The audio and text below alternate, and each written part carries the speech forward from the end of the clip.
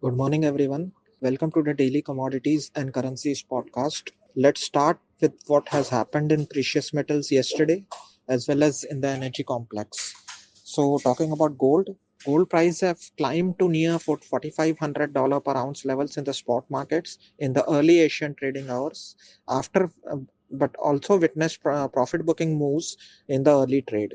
The precious metal have risen by more than 1% in the day, but geopolitical tensions and expectations of year rate cuts have supported the precious metal in since the start of the week. The US ISM manufacturing purchases index report for services sector is due today, as well as the George job opening report, which will be published, which will determine the further direction to the precious metals complex in the day ahead. The US, as discussed, that due to the geopolitical tensions, have been supporting the precious metals complex as US has carried out large-scale military strikes against Venezuela on Saturday and announced that Venezuelan president's will be has been captured, and his wife has been also been captured and flown out of the country. As we have stated, that the outlook for bullions could see a decline on profit booking moves today after facing a rejection at around $4,500 per ounce levels. Despite this pullback, the traditional safe haven remains underpinned by geopolitical tensions and expectations of Fed rate cuts. The US ADP jobs data, JOLTS job opening survey, as well as the ISM services per manufacturing PMI's data will be released today, which could keep prices volatile in the day trade. Attention will also shift to the US December unemployment report, which will be due on Friday.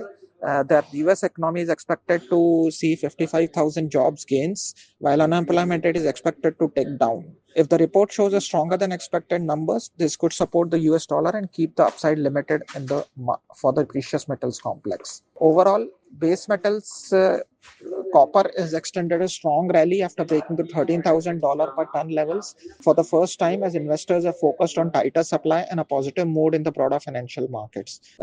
Hopes that the Trump administration might impose tariffs on the refined copper have brought large amount of inventory into the US. This could leave the rest of the world short on supply, and while miners struggle to increase the output for this year. Metal prices are expected to trade positively as China's central bank has indicated possible rate cuts this year, and supports for liquidity persist, where boosting which could boost the sentiments. Geopolitical risk still provides downside support, but caution may remain ahead of China's December CPI and PPI data scheduled later for the week. Energy complex, WTI oils are settled around $4.57 a barrel, down about 2%, and could slip further in the early trading hours despite a surprise drop in the US crude inventories. Sentiments have worsened after US President Donald Trump had said that Venezuela would supply 30 to 50 million barrels of oil to the US, raising expectations of higher global supply if sanctions are eased. Crude oil could remain under pressure as supply fears dominate sentiment, while a surprise US crude draw failed to lift prices amid heavy gasoline and distillate builds.